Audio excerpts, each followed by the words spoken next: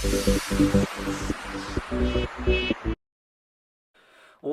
up guys, my name is Jellycut5 and welcome back to another video of the Brighton versus Chelsea preview. Before we do get into this video, if you haven't done so already, please hit that like button. Also don't forget to hit that subscribe button and don't forget to also hit that notification button so you never miss a video.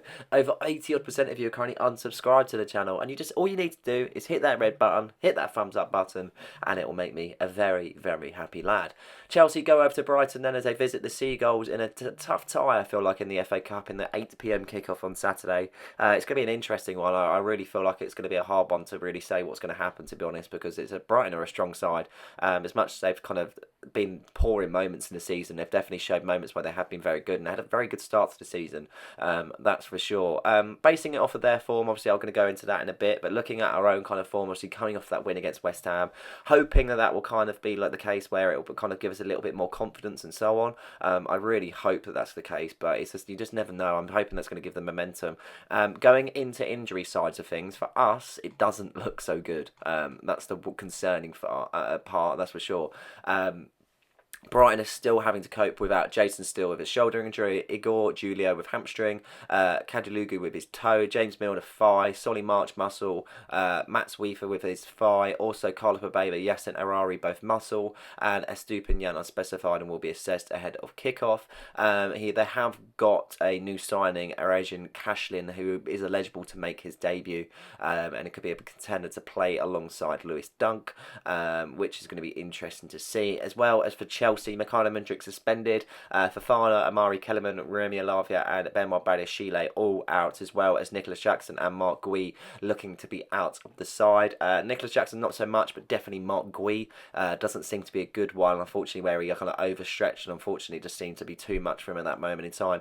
So it looks to be that Christopher Nkunku could be potentially starting. I'm not too sure. You never know in that moment, but yeah, it'd be very interesting to see whether he does or not. And what sort of setup Enzo Maresca does. But yeah, I think Brighton are going to be down on confidence. I think the last two, obviously, they played Everton losing and that massive loss against Nottingham Forest, which I think is their biggest loss as a whole team. So that's going to knock some confidence. But there's also a point where they obviously want to kind of bounce back at that moment in time. They've got 2 wins in 12 games, and that's been a slip to 10th in the Premier League also, and they're 6 points behind top 7. So their manager is under a lot of kind of pressure, I would say. Obviously, he had a great start to the season, and it hasn't really worked out for him as the kind of games have gone on, that's for sure. But they're going to be looking to get themselves through to the next round if they're not able to kind of push for a European place, that's for sure, because it's like anything.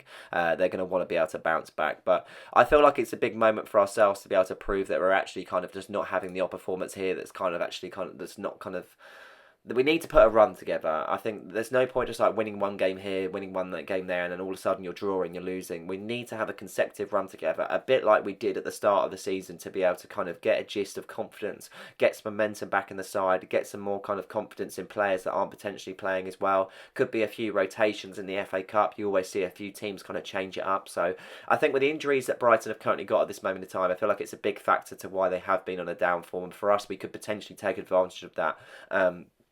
Not so much the first half, but the second half of the game against West Ham showed a lot of confidence and a lot of fight. And that's what we need to bring into this game against Brighton. We've got this massive game in the FA Cup against them, obviously, tomorrow. And then we've got a massive game against them on Friday also. So it's 2 games that we can play against Brighton Hove Albion. So they're no kind of, I guess, unknown, shall we say. We've played Brighton a fair few times over the course of our history and so on. Overall, we've actually been kind of coming out on top, which has always been quite a nice factor. And I'll go into that later in the video. So I'm just hoping for a performance. I'm hoping the right tactical sides of things will kind of be implemented. I'm hoping the moves that we've made in the January transfer won't affect us too much in terms of going forward, because obviously we've made a lot of outgoing, so I'm hoping that we've still got cover in the relative positions. And I'm just hoping that we can represent ourselves the best way possible, because at the end of the day, we need a victory. I feel like putting on a cup run would be really good. I feel like even when we've been in poor form, we've always been able to manage a cup run, and it's something that's been integral to our history, in fairness.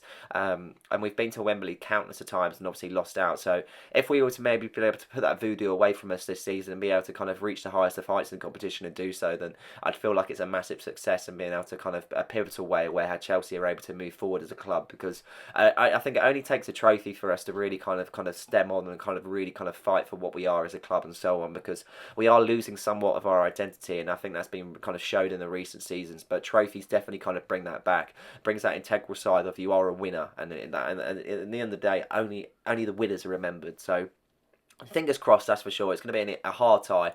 But looking, as I mentioned, at Brighton's last six, their last two hasn't been that good. A 7-0 loss against Forest, which no one expected, of course. A 1-0 loss against Everton. They did beat Man United. Had a few decent wins against Norwich and Ipswich, and a draw against Arsenal. Just seems to be they're struggling for consistency. But I'd relatively like to say that you can realistically put that down to injuries. It goes to show that they're pretty much missing half of their squad. So in fairness, I feel like it's a massive injury factor. And if they did have the players fit, and they definitely feel like they've been competing more. Brighton have shown over the past few seasons, and especially since they got promoted and the progression that they've made, that they've been able to reach the top, especially going up into Europe as well. So it's going to be interesting for them to be able to kind of see where they lie as a club and so on, because if they're not able to put a run together, then unfortunately it's only going to get worse for them, and then they're kind of back to square one, and it's whether they question the appointment they've made of the manager and so on. It's like anything in football. If you're not getting the results, and there's obviously big questions that lie as a football club, but it's going to be interesting, that's for sure. So that's Brighton's last six, and let's get into the history against ourselves and Brighton. Our last five against Brighton has been fairly surprising, in fairness. 4 wins out of the 5, which isn't too bad whatsoever, and just 1 loss. Looking at stats like this, it brings me confidence, but at the same time, it's a matter of who turns up on the day. We can't, if we don't turn up, and for argument's sake, and they do, then you just know what's going to happen at the end of the day. Stats are always a nice thing, but it's never a certain to why we should win a game, and this could easily change over time. Brighton could really put in a good shift, and they could have the fans behind them and so on. I know there's a lot of travelling support from Chelsea, so that'll be interesting. Obviously, they'll have a lot of support that way, so I can only assume it will be the noise coming from the Chelsea boys in that way. 8 o'clock kickoff on a Saturday is always a weird one, so I'm hoping the players are nice and awake for it. Obviously, when they move it onto telly and so on, it's such a variation in kickoffs now, which is very strange. But yeah, it's good to be able to have a decent run against a side going into it, knowing that you can definitely get the win. I think previously when we've played Man City, knowing that obviously where we've had such a poor run against them over time, that you just feel like it's inevitable to lose. So basing it off of that, you feel like there's a slight bit of confidence there, that's for sure. But this is my lineup prediction. Jorgensen in goal. He's relatively a cup keeper, but I feel like he'll be put in because realistically Sanchez isn't ready. And whether he goes forward with Jorgensen and whether he changes it, I'm not too sure. But I'd like to see Jorgensen back in goal, get a few games under his belt, and see if he can really build on that. And if he can't, then obviously there needs to be questions about his particular kind of point in the position, as it were. But at the same time, I feel like he's right for the certain role that we're looking for at this moment in time. Robert Sanchez has displayed that he's obviously not confident and he's just not ready at this moment. So Jorgensen in goal, Cucurella on the left hand side. It seems to be that Gusto would probably be a backup for that, but I'd actually put Gusto in at the right back also. Hasn't featured in a fair few games since Reece James come back from injury. I didn't think Reece James was the strongest against West Ham, so at the same time I'd like to see Gusto being put in because he hasn't received the game time. Centre-back partnership of Tosin and Chalobah. I dropped Colwill for the simple fact as I don't think he's been good enough. He was poor against City and he made a massive mistake against West Ham. I know he held his hands up to that, which is fair enough, but I feel like sometimes you need to be able to drop him to be able to kind of have it where he works back into his role. He's definitely got the potential to be a good player, but unfortunately they're so young, so they've got a lot of learning to do. And Tosin has been a real kind of leader in that back four, I feel. Being the oldest player in the team, I feel like it brings a lot of leadership qualities. He's definitely displayed against West Ham, especially where he made that block late on where he can kind of do well. And Chalobah's had a good start to Chelsea life since coming back from loan, so I feel like it'll be a great kind of partnership between Tosin and Chalobah. Midfield, Enzo Fernandez and Caicedo. You could argue that Dewsbury Hall could potentially kind of put in, but I feel like he'll go for his strongest side, knowing it's a weekend game and it's 6 days until we play again, so there's no reason on fitness wise he shouldn't be able to play. Jadon Sancho on the left hand side, Pedro Neto on the right hand side, Cole Palmer in the middle. I'd like to see Noni dropped. I don't think he's been good enough for it as of late, and when Neto came into the fold, I felt like he was really good, to be honest, and possessed a lot of attacking abilities to be able to go forward and being able to run at his man. He did really well against West Ham when he came on, and hopefully he can start like that if he does get a start against Brighton and Hove Albion. Jadon Sancho, we need to see more from him. It's simple as that. Hasn't been good enough, but I'm hoping a game like particularly like this that could get his confidence up and do so. I felt like he started his Chelsea life really well, and he's kind of stooped down a little bit and felt like he's got a bit too confident with it, which is not needed in whatsoever. So we need him to put a performance in because we haven't got any backup. Obviously, we've got Tyreek George and Noni Madueke, and that is it because Mudryk is suspended, as well as obviously João Felix now going out on loan. Cole Palmer in the middle, as long as he's fit and ready to go, there's no reason why he shouldn't be in the side. He's been integral to the Chelsea success over the recent 2 seasons. And he's been a massive kind of vocal point for us, that's for sure. And then Christopher Nkunku up top. I don't rate him as a number 9, in fairness. I don't think like he's a sole striker, and I don't feel like he's someone you can rely on as a striker. But with Mark Gui and Nicholas Jackson out, then it's going to be the only options that we've got, unfortunately. We're probably going to see a fair few youth on the bench as well, with Josh Akupong, Tyreek George, potentially another few kind of entries. I'm not too sure. It'd be nice to see Nkunku get a monster goals, in fairness, and being able to kind of prove his point of why he should be in the side.